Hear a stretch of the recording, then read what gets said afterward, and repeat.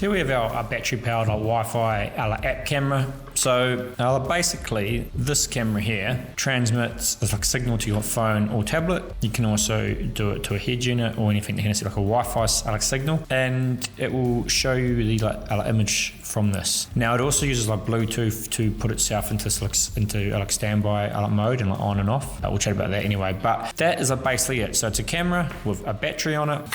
Obviously adjustable, pretty easy like that. It got some LEDs for night vision. It's HD quality, 720 AHD I believe, on this chipset model. It is an easiest way probably to get a rear view or reverse camera happening. I think the operating time is, I'll have to confirm, but it's on the page. I think it's 12 hours, 15 hours during day and 12 hours like night. So that's continuous, like run time. Yeah, and this is where you get in the kit. So you get the actual camera itself, got a power button here, a magnet on the bottom, charging port here, LEDs on the side, adjust it with this, and then an antenna port in here. Now you get two antennas in the kit, so majority of people will try the rubber ducky one first. So obviously that goes on like that goes on, and off you go. Now if you're having images is sort of pausing, or the signals are sort of dropping out, we do include this here. Now same thing, you just screw this one into here, and then you probably just want to test this in a few different locations. So ideally that is kind of like pointing out where you want to go. These antennas aren't like directional, so it doesn't really matter, but if you kind of, example for this was sitting behind a wall, you could just obviously run this antenna up and put it on top, so it just gets the antenna a bit closer to the device that is reading it. So that's that, and that's your charge cable and instruction manual. So that is basically it. And now we'll just go through how you actually use the camera. Now you can see this is the app we're looking for here, called Vehicle Viewer. Search it in the App Store or the Play Store and download it. Now I'm going to open it here because I've already got it downloaded. You'll see that is what the app looks like there. We'll just press the on button on the device. You can see we're getting flashing. Now we need to find it hooks over the Wi-Fi signal. So what we need to do here, we just have to go into it and find it on here. So what you want to do is you want to come down from the top, click on your Wi-Fi, and what you're after is not there yet. Let me bring it up here. You can see there it is, come up down here. So we click on that, and it comes up here connected, and that was what we're after. Then we want to come back into the app here. There it is there, and you can see we have something working here. So it's got like a microphone as well, which is going to give us feedback. So I just had to mute the sort of microphone on it. So there you have it. You can see we've got HD recording, all pretty easy to set up. You can take a picture and sort of save it. You can obviously put these in. You can do a recording. You can flip the image, a mirror, non-mirror, and you can flip it vertically or non-vertically if the camera's upside down, and you can adjust the scale here like so. So that is basically, now you can also update the device firmware from the actual app here, so it's just updating. That's when bug fixes and stuff are done and added to it, so that'll come in like that. So that is the app. So that basically covers what all of these do. You obviously can touch on here and change this HD or standard definition for range, or if you're just having a few issues over it. That puts you into full screen mode, so that's how majority of people are going to have it. And you can see contrast, saturation, a few things there. So that is the app. So that's how easy that is. And up here you've got a few options, like device, when it will go to sleep. So depending how you're are using the device. So what you can do is just close the app down or disconnect from it on the Wi-Fi, and it will just turn off after 2 minutes.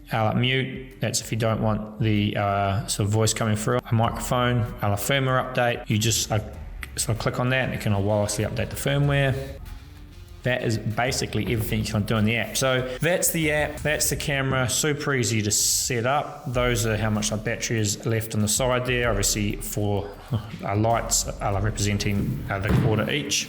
Charge it up, plug this into a USB, plug it into here. You just use your phone USB charger if you have one of those lying around. Majority of people do, or like a SIG charger. This here, if you're having range issues, you can try out. So like this one.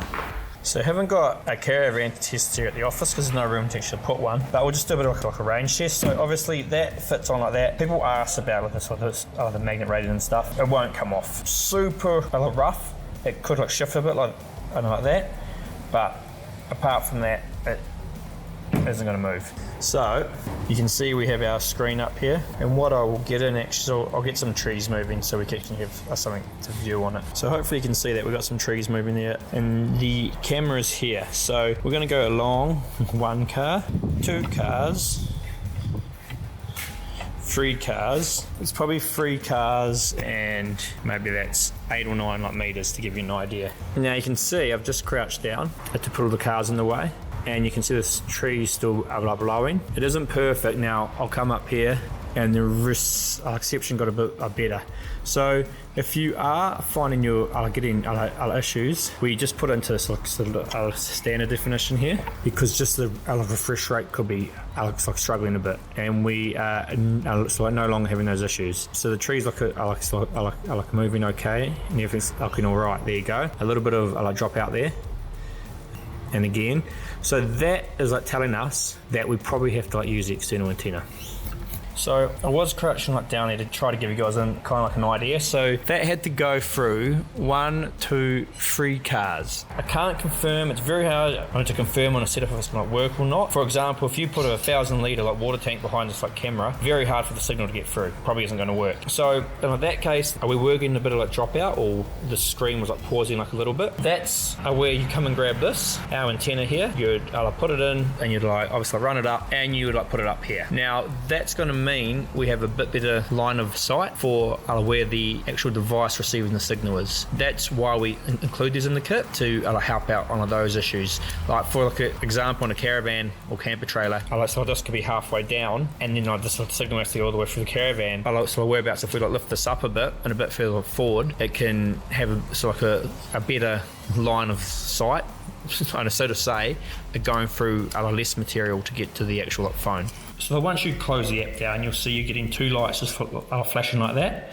That means it's in standby mode. So standby mode, it will last a long time.